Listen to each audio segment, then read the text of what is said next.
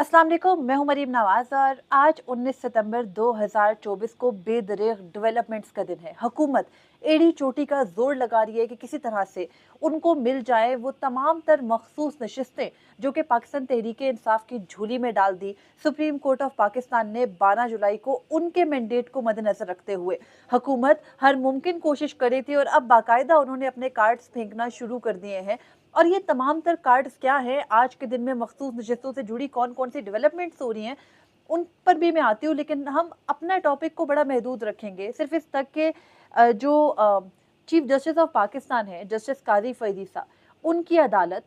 सिकंदर सुल्तान राजा की election commission और मौजूदा हुकूमत जो कि मुस्लिम लीग नून तमाम तर मरकजी ओहदे लिए हुए है, उसमें स्पीकर अयाज सादिक यानी हुकूमत, इलेक्शन कमीशन और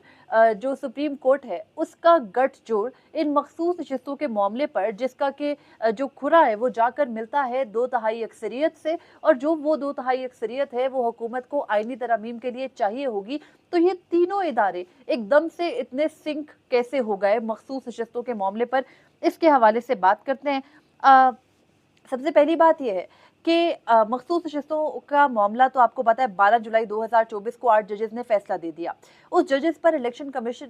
के फैसले पर इलेक्शन कमीशन का कोई इरादा नहीं है अमल दरामद करने का, और इलेक्शन कमीशन आज तीसरे रोज भी मुशावरती इजलास कर रहा है। और उस मुशावरती इजलास में उनको समझ नहीं आ रही कि वो सुप्रीम कोर्ट के फैसले पर अमल दरामद ना करने के लिए क्या वजह अपनाए। उनको वो वजह दे दी है स्पीकर अयाज सादिक ने। स्पीकर अयाज सादिक ने खत लिखा है इलेक्शन कमीशन ऑफ पाकिस्तान को, और उस खत से पहले ही इलेक्शन कमीशन में एक दरख्वास्त भी दायर कर दी गई थी मोहसिन अयूब जो कि एमपीए हैं, और उनके साथ एक और खातून एमपी हैं उनकी जानिब से, और वो भी यही कह रहे थे कि पाकिस्तान तहरीक इंसाफ को नशिस्तें नहीं दें बल्कि नशिस्तें हमें मिलनी चाहिए, क्योंकि ये जो कानून है मौजूदा उसके तहत उन्हीं का हक बनता है। खैर, उसके बाद सबसे अहमियत की जो हामिल चीज़ है वो स्पीकर अयाज सादिक का खत है। स्पीकर अयाज सादिक ने अब से कुछ देर पहले खत लिखा है इलेक्शन कमीशन और मेंबरान को, जिसमें उन्होंने ये कहा है कि आपको कानून और आइन की अमलदारी को यकीनी बनाना चाहिए और उसी को अपहोल्ड करना चाहिए। वो ये कहते हैं कि सुप्रीम कोर्ट ने 12 जुलाई को फैसला दिया, लेकिन उस वक्त का इलेक्शन एक्ट मुख्तलिफ था।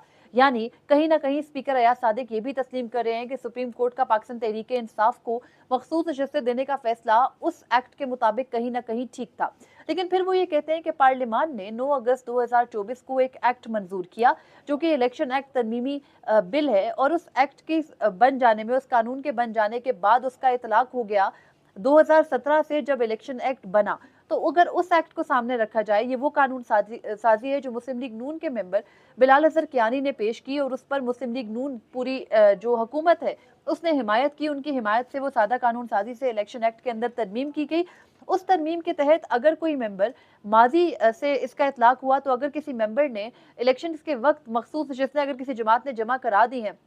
लेकिन बाद में वो जमात उतनी नशिस्तें जीत कर नहीं आई है, तो बाद में उस जमात को मखसूस नशिस्तें इसलिए नहीं मिल सकती कि उनको इलेक्शन कमीशन ने उस स्टिपुलेटेड टाइम में वो अलॉट नहीं की थी, बल्कि उन्होंने हुकूमत को कर दी थी। फिर उसके बाद उसी बिल के तहत अगर जमात के मेंबरान किसी और जमात में शमूलियत इख्तियार कर लेते, जैसे पाकिस्तान तहरीक इंसाफ के आज़ाद अरकान थे, उन्होंने सुन्नी इत्तेहाद काउंसिल में शमूलियत इख्तियार कर ली, तो उनकी शमूलियत के बाद जो है वो अब किसी और जमात को नहीं ज्वाइन कर सकते। उसके अलावा इस एक्ट के अंदर ये भी है कि अगर किसी जमात ने अपनी मखसूस नशिस्तें पहले जमा कराई और बाद में वो मखसूस नशिस्तें इसलिए वो जमात नहीं हासिल कर सकी कि उसकी जमात का कोई ढांचा नहीं है, तो भी वो उस जमात को नहीं मिल सकती अगर उस जमात के अंदर कोई रद्दोबदल हो। और इसके अलावा ये जो कानून साजी थी ये बिल्कुल पार्टी स्पेसिफिक कानून साजी थी, यानी पाकिस्तान तहरीक इंसाफ को किसी भी सूरत महरूम रखना मकसूद था इस कानून साजी के जरिए। तो ये कानून साजी कर दी गई। हमने देखा इस कानून साजी के लिए हर मुमकिन जो है वो हरबा भी आजमाया गया, मगर खैर अब हुआ कुछ इस तरह से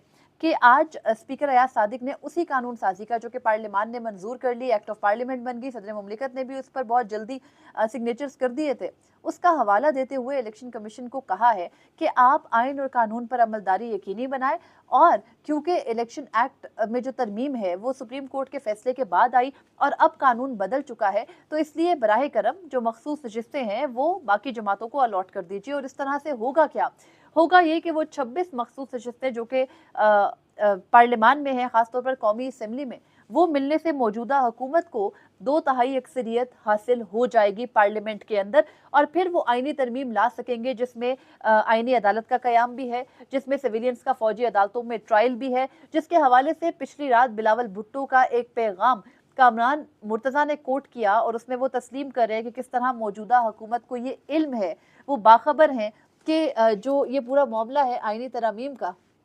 इसमें वो बदनीयती हुकूमत कर रही है। इस पर पाकिस्तान पीपल्स पार्टी बिल्कुल उनके साथ ऑन बोर्ड है। उसके अलावा ये जो एक्ट लाने जा रही है पार्लियामान, इसके अंदर बहुत सारी और तब्दीलियां उनके हवाले से हम पहले भी बात कर चुके हैं, तो मैं दोबारा उस पर नहीं जाऊंगी। सुप्रीम कोर्ट को बेअसर करना है। जो गुज़िश्ता रात आज़म नज़ीर तारड़ ने कहा कि अभी तक के आइन के मुताबिक 26 को जस्टिस मंसूर अली शाह 26 अक्टूबर को चीफ जस्टिस हो सकते हैं, यानी आइन में तब्दीली हो गई तो फिर वो चीफ जस्टिस नहीं होंगे। इसके अलावा ये तमाम तर बातें आज आकर खुली। जो हुकूमत अपने कार्ड, कल तो लगा कि जैसे आज़म नज़ीर तारड़ बिल्कुल शेटर्ड हैं, उनसे नई चीज़ें और बातें बन पा रही थी, पाकिस्तान पीपल्स पार्टी भी डिफेंड नहीं कर पा रही थी। मेरे पीछे आसान हो रही है, हम थोड़ा सा वक्फा करते हैं। और अब हुआ कुछ ये कि एक तरफ स्पीकर अयाज सादिक खत लिखते हैं इलेक्शन कमीशन को और उनको कहते हैं कि आप आइन और कानून पर अमलदारी करते हुए ये मखसूस नशिस्तें मुख्तसरन पाकिस्तान तहरीक इंसाफ को ना दीजिए, मुस्लिम लीग नून को दे दीजिए, ताकि उनका 224 का वो गोल्डन फिगर पूरा हो जाए और वो ये आइनी तरामीम कर सके जिनका मैं जिक्र करी थी। तो इसके अलावा दूसरी तरफ एक और मामला भी हुआ है। इलेक्शन कमीशन तो मखमसे में था ही, 3 दिन से वो मखसूस नशिस्तों के मामले पर इजलास बुला रहे थे, उन्हें समझ नहीं आ रही थी वो क्या करें, वो हुकूमत से रेस्क्यू चाह रहे थे। आज हुकूमत ने उनको रेस्क्यू कर दिया है और ये तमाम चीज़ें बदनीयती पर मबनी इसलिए हैं कि वही हुकूमत जो अपने लिए मखसूस नशिस्तें मांग रही है, खुद उसने 2/3 अक्सरियत करनी है, वो उसी फोरम पर जाकर दरख्वास्तें डाल रही है, उसी को खतूत लिख रही है इलेक्शन कमीशन को। और इलेक्शन कमीशन का आलम यह है कि उन्हें समझ नहीं आ रही कि वो अब सुप्रीम कोर्ट के फैसले पर की खिलाफ वर्जी कैसे करें। तो खैर ये सारी चीजें तो एक तरफ है, लेकिन हमारी सुप्रीम कोर्ट ऑफ पाकिस्तान जिसके सरबराह चीफ जस्टिस काजी फईद ईसा हैं, वो भी पीछे नहीं है। चीफ जस्टिस काजी फईद ईसा अमूमी तौर पर तो ये कहते हैं कि वो कभी भी जो रजिस्ट्रार ऑफिस के मामलात हैं उसमें मुदाखलत नहीं करते, लेकिन रजिस्ट्रार भी बड़ी जो है वो इंटेलिजेंट है, वो उसी तरह से एक्ट करती है जैसे चीफ जस्टिस की मंशा होती है। आज जजेस कमेटी जो कि 3 रुकनी जजेस कमेटी है, आइंदा हफ्ते जो केसेस फिक्स होने थे उनका मामला देखती है और उसमें सबसे ज्यादा अहम जो दरख्वास्त थी वो इस आईनी तरमीम को चैलेंज करने वाली पाकिस्तान बार के 6 मेंबरान की थी, जिनका कि अक्सरियत ही उस बार से कोई ताल्लुक नहीं है, जो कि हुकूमत के साथ बहुत ही मुतनाज़ किरदार इस वक्त अदा कर रही है और जिसकी सरबराही फारूक नाइक कर रहे हैं। तो उन बार के 6 मेंबरान ने आबिद जुबैरी की सरबराही में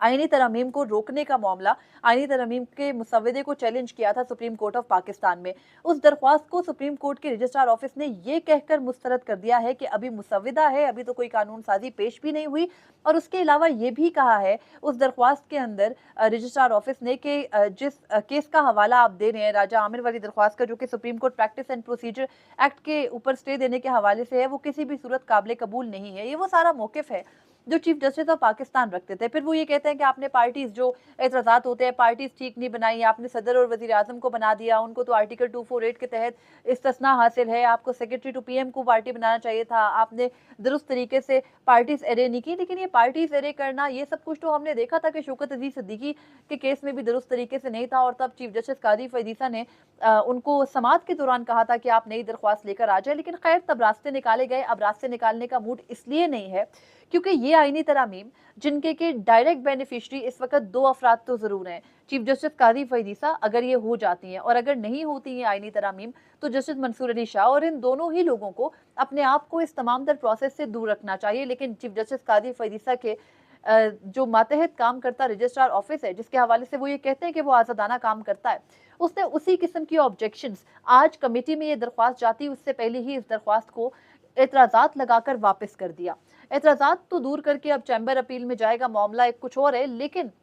देखना एक और चैम्बर अपील में भी अब शायद नहीं जाते मामला। सुप्रीम कोर्ट का फैसला जिसको अडॉप्ट कर लिया गया है, एतराज़ात के साथ खुली अदालत में दरख्वास्तें लगती हैं। लेकिन आज के लिए इस मामले को कमेटी, 3 रुकनी जजेस कमेटी के सामने, जिस कमेटी के अंदर जस्टिस मुनीब अख्तर, जस्टिस मंसूर अली शाह, वो दोनों जजेस हैं जिन्होंने मखसूस नशिस्तों का फैसला दिया, और वो इस आईनी तरमीम के हक में भी नहीं है। और उन्होंने 14 सितंबर को वो वजाहत भी जारी की थी इलेक्शन कमीशन को, जिसके बाद हुकूमत को वो सारे मखसूस नशिस्तों के मामले पर कार्ड्स खेलने पड़े। तो उन दोनों जजेस के सामने रजिस्ट्रार साहिबा लेकर ही नहीं गई हैं ये दरख्वास्त, और उन्होंने पहले ही एतराज़ात लगाकर वापस कर दी। अजहर सदीक की भी दरख्वास्त थी, उसको भी एतराज़ात लगाकर वापस कर दिया गया है। मुख्तसरन ये कि हुकूमत चाहती है कि वो आईनी अदालत का क़याम भी करे, उसमें पहला चीफ जस्टिस अपनी मर्जी का भी लगाए, जस्टिस मंसूर अली शाह का रास्ता भी रोका जाए, मखसूस जिससे पीटीआई को भी ना मिले और आईनी तरमीम भी हो जाए। और ये सब कुछ तभी मुमकिन है कि आज के दिन की सारी एक्टिविटीज़ को आप मिला के देखें। इलेक्शन कमीशन फैसला नहीं कर पा रहा, हुकूमत ने उनको जवाब दे दिया कि आप मखसूस जिससे इस तरह से पीटीआई को ना दें कि आप वो हमें दे दें, हम आपसे मुतालबा कर रहे हैं, मौजूदा कानून और मौजूदा आइन की मंशा ये है।